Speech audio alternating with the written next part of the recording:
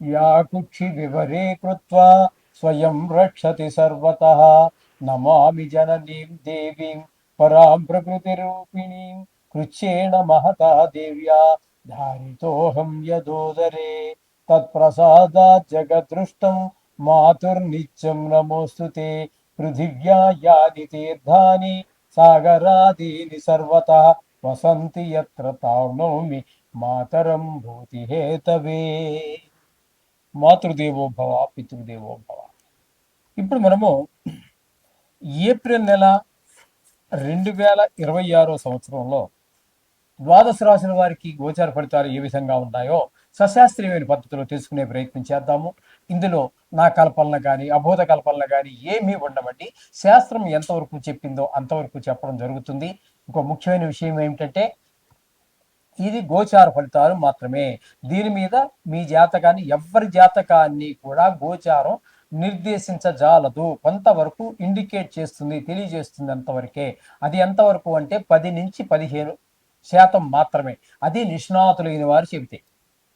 మిగతాదంతా కూడా మన వ్యక్తిగత జాతకము. ఎవరి వ్యక్తిగత జాతకం, ఏ డేట్లో పుట్టారు, ఏ టైంలో పుట్టారు, ఏ ఊరిలో పుట్టారు అనేటటువంటి దాని మీద ఆధారపడి ఉంటుంది.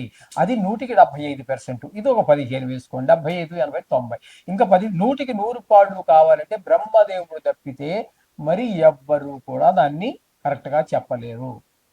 కాబట్టి దీని గురించి ఊరికే కంగారు పడిపోక్కర్లేదు. 4 గ్రహాలు ఎక్కువగా ఉన్నాయని సంతోషపడవలసిన పని లేదు.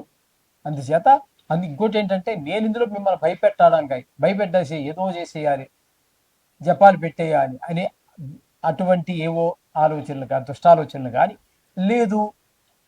భయ మిమ్మల్ని సంతోష పెట్టడం కోసం, మిమ్మల్ని ఇంప్రెస్ చేయడం కోసం, మీకు ఏదో ఒక లేడీ వచ్చేస్తుంది, 10 కోట్లు వచ్చేస్తాయి ఈ సంవత్సరంలో, నాది గ్యారంటీ, రాసి పెట్టుకో, ఇలాంటి మాటలు ఎక్కడా శాస్త్రంలో ఏ శాస్త్రకారుడు చెప్పలేదు.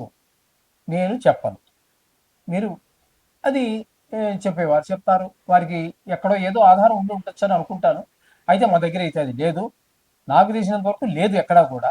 ఒకవేళ ఉందేమో తెలియదు పూర్తిగా. 100% పూర్తిగా 199% నాకు తెలిసినంత వరకు ఎక్కడా ఏ విధమైనటువంటి ఈ గ్యారంటీలు రాసి పెట్టుకోవడాలు ఏమీ లేవు. అందుచేత శాస్త్రం ఎంతవరకు జరిగిందో అంతవరకు చెప్పడం జరుగుతుంది. వృషభ రాశి వారికి ఏప్రిల్ నెల 2026 సంవత్సరంలో గోచార ఫలితాలు ఏ విధంగా ఉంటాయో సశాస్త్రీయమైన పద్ధతిలో తెలుసుకునే ప్రయత్నం చేద్దాము. వృషభ రాశి వారికి శుక్రుడు 19వ తారీఖు వరకు వ్యయ స్థానంలోను అంటే మేషంలోను, తదుపరి అక్కడి నుంచి బయలుదేరి జన్మ రాశి అయినటువంటి వృషభంలోకి వస్తూ ఉన్నారు. ఇక్కడ నుంచి 20వ తారీఖు నుంచి నెలాఖరు వరకు మొత్తం అంతా ఇక్కడే ఉంటారు. ఇక్కడ మనం చెప్పుకోవాల్సిన విశేషం ఏంటంటే వ్యయ స్థానంలో జన్మస్థానంలోను ఏ ఒక్క గ్రహము శుక్రుడు తప్ప, ఈ మన జ్యోతిష మిత్రులు కూడా చాలా మందికి ఉపయోగపడేటటువంటి విషయం, వ్యయస్థానంలో కానీ జన్మస్థానంలో కానీ గోచార రీత్యా ఉపయోగపడేటటువంటి ఉపకారం చేసేటటువంటి ఏకైక గ్రహం శుక్రగ్రహమే. కాబట్టి ఇక్కడ వ్యయంలో 19వ తారీఖు వరకు ఉంటున్నారు, తదుపరి 20వ స్థానంలోకి వస్తున్నారు. కాబట్టి ఇక్కడ మీకు మంచి సుఫలితాలే మొత్తం నెలంతా ఇస్తూ ఉన్నారు. వ్యయంలో ఉన్నప్పుడు కూడా ధనలాభం అవన్నీ చూపిస్తూ ఉంటాడు. అలాగే ద్వితీయ స్థానంలోకి జన్మంలోకి వచ్చిన తర్వాత మంచి ఆలోచన, మంచి ప్రవర్తన ఇట్లాంటివన్నీ కూడా మనకి కారకుడవుతూ ఉన్నాడు శుక్ర భగవానుడు అనుకూలంగా ఉన్న వారికి ఏంటంటే ఈ సినిమా రంగంలో వారికి, టీవీ రంగంలో ఉన్నటువంటి వారికి, అలాగే ఇక్కడ మీకు 2 స్థానాల్లోనూ కూడా ధనాన్ని మంచి ప్రవర్తన చూపిస్తున్నాడు. కాబట్టి వీళ్ళు షేర్ మార్కెట్లో పెట్టుబడి పెట్టడానికి కూడా వెనకాడవలసినటువంటి పని లేదు. ఈ విధమైన ఫలితాన్ని శుక్ర భగవానుడు ఇస్తున్నాడు. ఇకపోతే ద్వితీయ స్థానంలో గురువు యొక్క సంచారం జరుగుతోంది. ఈ ద్వితీయ స్థానంలో గురువు యొక్క సంచారం చాలా మంచి ఫలితాలని ఇస్తాడు. గురువు ఎందుకంటే మీకు 2వ స్థానంలో ఉన్న కారణంగా దాన్ని ధనస్థానం అంటారు. ధనానికి లోటు లేకుండా చూస్తాడు. అట్లాగే మాట తీరు బాగుంటుంది. కంటి వ్యాధులు ఏదైనా ఉన్నవారికి అది ఉపశమనించేటటువంటి ప్రయత్నం ఉంటుంది. అట్లాగే 2వ స్థానంలో ఉన్నారు కాబట్టి కుటుంబంలో అంతా కూడా ఆహ్లాదకరమైనటువంటి పిల్లా జల్లలతో ఆహ్లాదంగా గడిపేటటువంటి ఒక మహద్భాగ్యం కలుగుతూ ఉంటుంది ద్వితీయ స్థానంలో గురువు ఉండటం వల్ల. ఈ విధమైన ఫలితాలు గురువు ఇస్తున్నాడు. అంటే ఇప్పటి వరకు మనం చెప్పుకున్న దానిలో రవి ప్రతికూలంగా ఉన్నప్పటికీ కూడా శుక్రుడు అనుకూలుడు, గురువు అనుకూలుడు. ఇకపోతే 4వ స్థానంలో కేతుగ్రహ సంచారం జరుగుతోంది. చతుర్థ స్థానం దీన్ని సుఖస్థానం అని కూడా అంటారు. సుఖస్థానంలో ఈ కేతు గ్రహం ఉండటం శుభ ఫలితములను ఇవ్వజాలడు. కాబట్టి ఇక్కడ మనకి విద్య విషయంలోను, గృహాల విషయంలోను, ఇంటి భూమి ప్రాపర్టీస్ ఇట్లాంటి వాటికి సంబంధించిన వాటిలోను, వాహనం విషయంలోను చాలా జాగ్రత్తగా ఉండాలి. మనం కొనాలన్నా కొనలేకపోయేటటువంటి పరిస్థితి ఉంటుంది, అమ్మాలన్నా అమ్మలేనటువంటి పరిస్థితి ఉంటుంది. మన స్వభావం కూడా ఒక రకంగా తయారవుతూ ఉంటుంది. కాబట్టి ముఖ్యంగా రియల్ ఎస్టేట్ వ్యాపారులకి వాహనాలు కొత్తవి కావచ్చు, పాతవి కొని రిపేర్ చేసి అమ్మే వాళ్ళకి కావచ్చు, వాళ్ళకి కొంచెం ఇబ్బందికరమైన పరిస్థితులే కేతువు కల్పిస్తూ ఉన్నాడు. ఈ విధమైన పరిస్థితి అంతా 4వ స్థానంలో కేతు వల్ల కలుగుతూ ఉన్నది. ఇకపోతే దశమ స్థానంలో రాహువు నెలంతా, బుధుడు ఒక 9 రోజులు, అలాగే కుజుడు ఒక 2 రోజులు సంచారం చేస్తూ ఉన్నారు. ఇక్కడ రాహు నెలంతా ఉంటాడని మనం చెప్పుకున్నాం కదండి. దశమ స్థానంలో ఉండటం వల్ల ఈ చేసేటటువంటి వృత్తిలో సడన్ గా హైక్ బాగా పైకి వెళ్ళడం జరుగుతుంది. మళ్ళీ వెంటనే పడిపోవడం జరుగుతూ ఉంటుంది మర్నాడే. కారణం ఏంటంటే కారణం ఏమీ ప్రత్యేకంగా కారణం కనుగోవడం కష్టం. అది ఆయన యొక్క ప్రభావం వల్ల అలా జరుగుతూ ఉంటుంది. ఇకపోతే బుధుడు మీకు 10వ స్థానంలో ఉన్నాడు కాబట్టి వృత్తి కారకుడు కాబట్టి ఆయన 9 రోజుల పాటు దశమ స్థానంలో నుండి వృత్తిపరమైన అభివృద్ధిని మీకు అందిస్తారు.